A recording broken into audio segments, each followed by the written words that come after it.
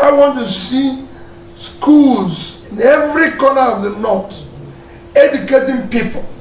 The young ones that are met in our Nigerian schools that are learning the Quran, I want to see them, while learning Quran, also learning English, learning mathematics, learning physics, everything. When there now be the tools, the workers, that these ones that are here and all over the globe will use in building new Nigeria. Fantastic, and I know they'll be excited to have you.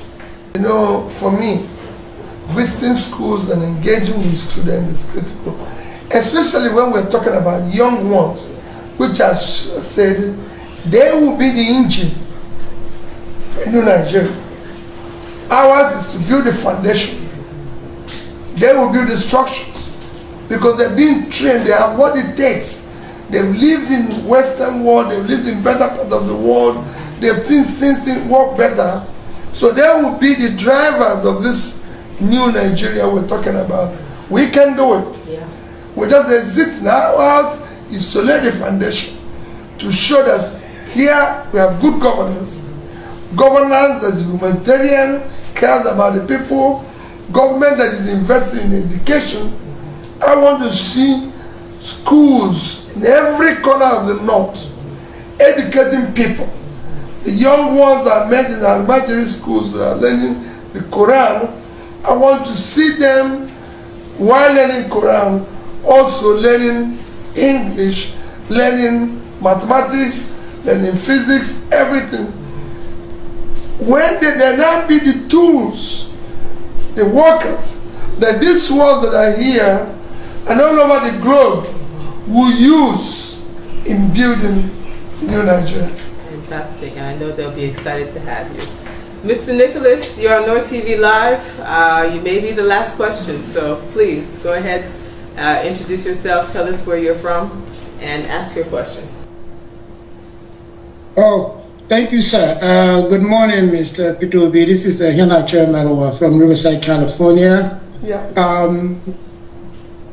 My question is that how do you see those of us who are citizens of the United States helping to improve governance vis-a-vis interacting with our legislators, our senators, particularly now that we're in the campaign season and we have relationship with our politicians who are trying to get into governance? How can we as Nigerians in the diaspora advocate, lobby, educate them to really understand what are the issues or what are the things that are very important to us? Because my belief is that good governance in Nigeria will come by the active participation of the Nigerian diaspora, well-meaning Nigerians like you and the youths. So how do we leverage this in our country of citizenship? Thank you, Mr. Merwa. You know, I don't consider you a citizen of the United States because you've done quite a lot to show that you are a Nigerian, an African of repute, by your continuous involvement positively in areas of good governance, by your continuous visit and everything. And like I keep saying, Africa, especially Nigeria, cannot change and grow without involvement, active involvement of its diaspora population. They did it in other Asian countries. Even must do it in Nigeria. It is the millions of diaspora Nigerians outside that will engage and work with the remaining meaningful committed politicians locally to change.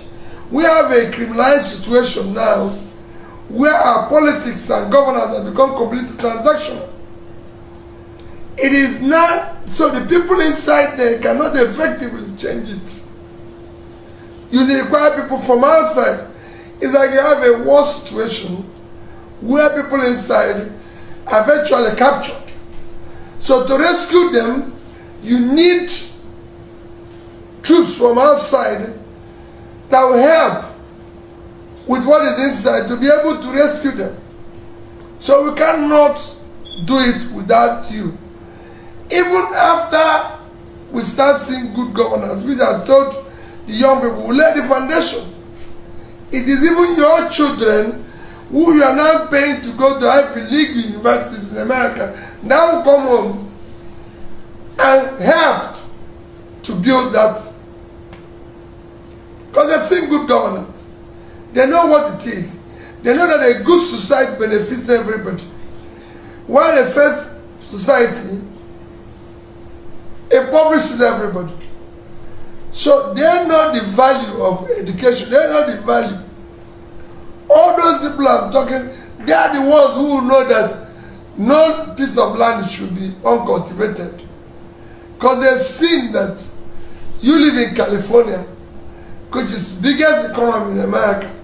It is not coming from oil. It's coming from agriculture. It's coming from knowledge. It's coming from that. So it's people like you that will require to help us to build the new Nigeria, where that we cannot be dependent on a diminished asset called oil. Again, you know, engagement. My question, sir, is how can we then educate, or how do we influence our political leaders, our representatives, our senators, to understand the value of good governance in Nigeria so that we can get it? The only way that you can educate them is to work with those you think that believes in good governance, those that are doing the right thing. There's still maybe 5–10% of Nigerians who still believe that things can be done differently. Let's work with that small number in bringing about change. Because I believe that 80–90% of us have actually made a decision that they would not want anything to work because they live off the confusion.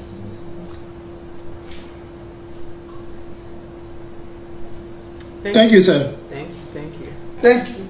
So we're coming short on time. If there's one more question in the waiting room, then we'll be happy to take that question.